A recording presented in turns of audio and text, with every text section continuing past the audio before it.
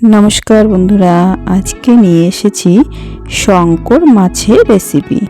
শঙ্কর মাছের কালিয়া বানাতে যা যা লেগেছে আমি সব রেডি করে রেখেছি। দেখতেই পাচ্ছেন আমার সব রেডি আছে। নিয়েছি শঙ্কর মাছ, লবণ হলুদ মাখিয়ে রেখেছি।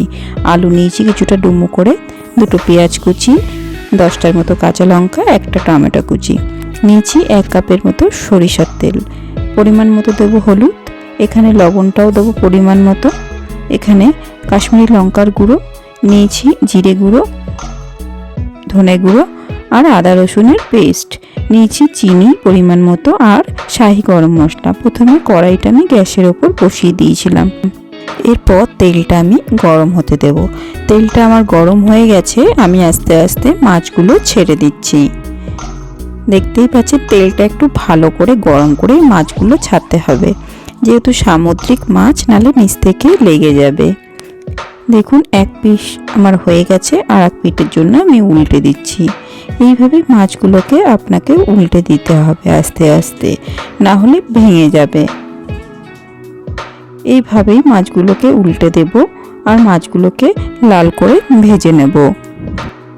মাছগুলো আমার ভাজা হয়ে গেছে, মাছগুলো তুলে নিয়েছি, দেখতেই পাচ্ছেন। এবার তেলের মধ্যে আমি আলুগুলো ছেড়ে দিচ্ছি। আলুগুলোকে হালকা করে আমি ভেজে নেব 2 থেকে 3 মিনিটের জন্য। এর মধ্যে হাফ চামচের মতো লবণ আর সামান্য পরিমাণে হলুদ দিয়ে আলুগুলোকে আমি ভেজে নেব। 2 থেকে 3 মিনিটের জন্য আলুগুলোকে হালকা লাল করে আমি ভেজে নিচ্ছি। একটা সাইড আমার হয়ে গেছে, আস্তে আস্তে করে আমি উল্টে দিচ্ছি। এইভাবে আলুগুলোকে আপনাকে ভেজে নিতে হবে। একদম নেভা জালেই ভাজতে হবে। দেখুন প্রায় আমার হয়ে এসছে, আমি আলুগুলো তুলে নিচ্ছি। এইভাবে আলুগুলোকে আমি তেল ঝরিয়ে তুলে নিচ্ছি।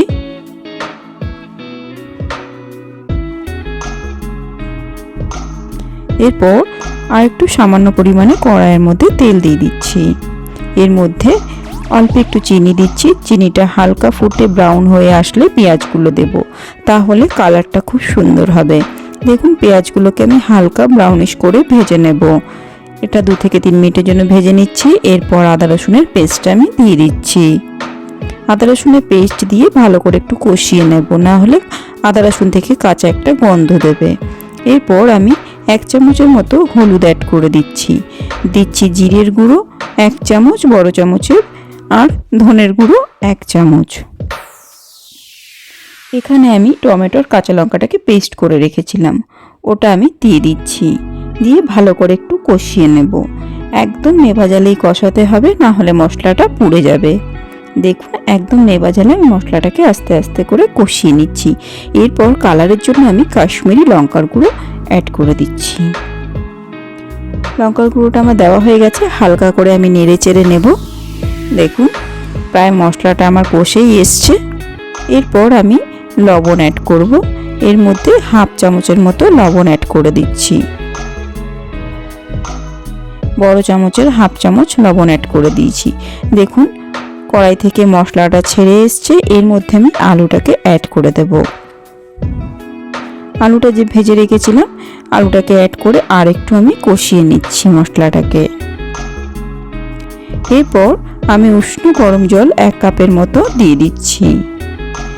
জলটা দেওয়ার পরে খুন্তি দিয়ে ভালো করে একটু নেড়ে চেড়ে দেব, যাতে মশলাটা জলের সাথে মিশে যায়।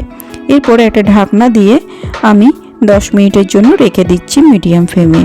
10 মিনিট পর আমি ঢাকনা তুলে নিচ্ছি। দেখুন আমার ঝোলটা প্রায় ফুটে উঠেছে। এরপরে আমি এর মধ্যে ভাজা মাছগুলো অ্যাড করে দেব। ভাজা মাছটা আমি অ্যাড করে দিয়েছি। খুন্তি দিয়ে একটু হালকা করে নেড়ে চেড়ে মাছগুলোকে ঝোলের মধ্যে ডুবিয়ে দিচ্ছি।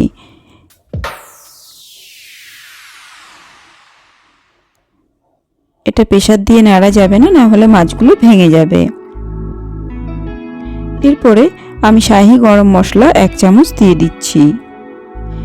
আর একটা ঢাকনা দিয়ে আরও 10 মিনিটের জন্য একদম লো ফ্লেমে রেখে দিচ্ছি। 10 মিনিট পর আমি ঢাকনা তুলে নিয়েছি। দেখুন পুরো মাছের ঝোলটা ফুটছে, মানে প্রায় আমার রেডি মাছের ঝোল। দেখতেই পাচ্ছেন আমি খুন্তি দিয়ে ভালো করে নেড়ে চেড়ে দিচ্ছি, এরপর নামিয়ে নেব। দেখুন রেডি হয়ে গেছে আমার শঙ্কর মাছের কালিয়া। আপনারা গরম গরম ভাতের সাথে পরিবেশন করুন, পুরো মাংসের মতনই লাগবে খেতে। কেমন লাগলো বন্ধুরা অবশ্যই জানাবেন। ভালো লাগলে লাইক শেয়ার সাবস্ক্রাইব করতে ভুলবেন না।